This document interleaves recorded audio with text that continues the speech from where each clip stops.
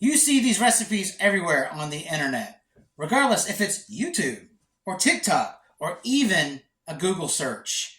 You see them everywhere. They're unavoidable. Copycat Chick-fil-A Spicy Deluxe. Copycat KFC Double Down.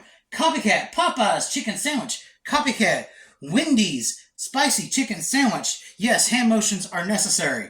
And what I'm also going to tell you is you can make an incredible spicy chicken sandwich without ripping off everyone else's recipes. That's right. You can be a true original and make a delicious spicy chicken sandwich with common ingredients in your own pantry on any given weeknight.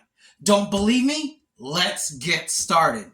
All right, so what I have in front of me are 4 boneless, skinless chicken breasts that I split in half and pound really thin.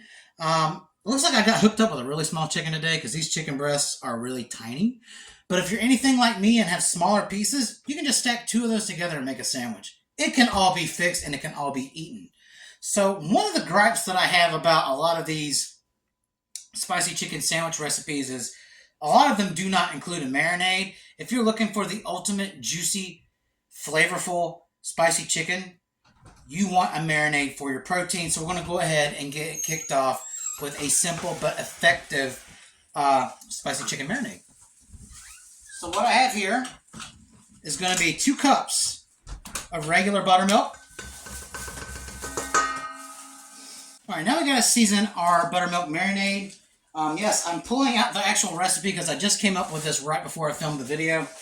That's how fresh this is. Okay, in this container is 2 teaspoons of kosher salt, 1 teaspoon of ground white pepper, 2 teaspoons of onion powder, 1 teaspoon of garlic powder, 1 teaspoon of smoked paprika, and a half a teaspoon of cayenne pepper. So this is going to hit a lot of hallmarks of a Cajun style chicken. Now I'm not going to brand this as Cajun chicken because it's not, but it's going to give you some of the elements. And you're going to want to see a nice pink marinade. This is going to be the base of flavor for your protein.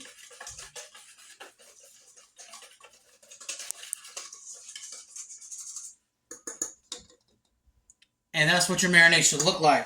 All right, so now we're going to load all these chicken breasts in, wrap this thing up, put it in the fridge for about a half an hour, and then after they're done marinating, we're going to work on our dredge. So the chicken's had probably about closer to 45, 50 minutes, which is fine.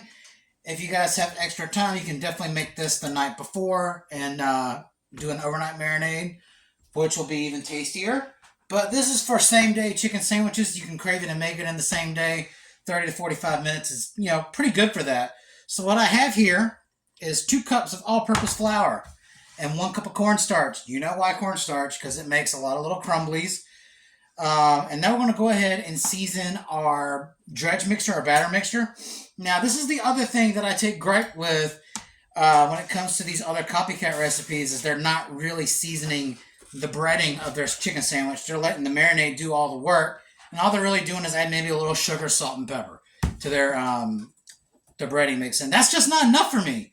You're trying to create great flavor, but I will say you need to use your spices judiciously because we do have a lot going on in this marinade. So we don't want to kind of kill our palates with excessive heat, or as I call it, blind heat. All right, in this container I have, and yes, I'm using my little handwritten recipe over here because this is also new. Have not yet committed it to memory. Is 1 tablespoon of kosher salt, half a tablespoon of ground black pepper, 1 tablespoon of garlic powder, 1 tablespoon of just regular chili powder, 1 tablespoon of smoked paprika, and 2 teaspoons of cayenne pepper for a little zing. And we're just going to give it some whiskey business. Make sure it's really well combined. You want kind of a red looking batter mixture. And again, we're using large quantities because we're working with a lot of flour and powder product here. So it's better to kind of coat that thoroughly with your seasoning. And again, we won't be using all of this. We're just basically blanketing it with a lot of flavor. So now it's just going to be as simple as taking your chicken meat and we're going to just douse in a little bit of this buttermilk marinade, get it mixed in there and create some crumblies because we want a nice crispy coating. And the more little rolled balls that you see in your dough here, the more crunchiness this chicken patty is going to have. All right, so now that we've got ourselves assembled a lot of little crumbles, we're going to wash up real quick, and we're going to put this chicken into the batter. So we're going to kind of aggressively batter this chicken, bread this chicken. We want to make sure it's fully covered, and we're going to press this in, kind of like when we made our Cajun chicken.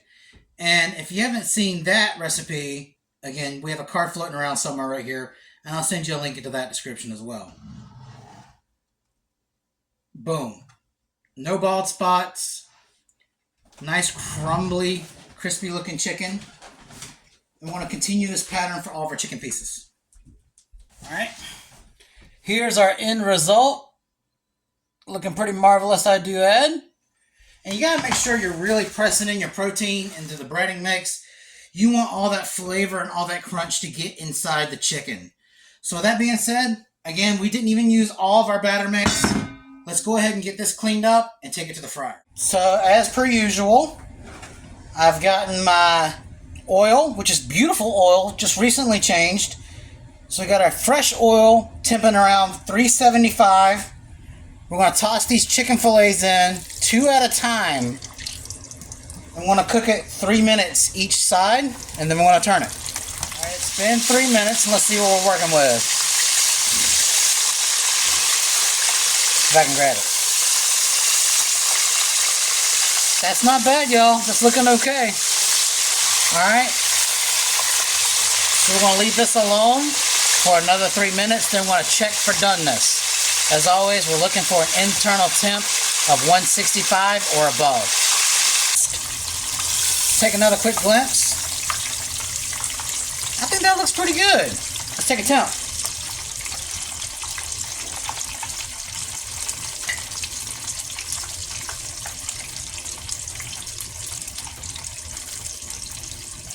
Yep, and they are done. So we're going to repeat this for all of our fried chicken until we cook them all. And I will see you all at plating. All right, we're at our final destination, which is plating. And would you guys take a look at how beautifully this chicken turned out? Kind of excited. Only thing I've done here, since this is my first time trying it, I'm not putting a whole lot of stuff on there because I want to taste it in its raw form. All I got is a toasted bun, because guys, you gotta have a toasted bun. And all I did was put the chicken on there with a little pepper jack cheese. Now you guys can go crazy with toppings. I'm going to keep mine simple because I want to taste everything that was put into it. Cross section. Let's take a taste.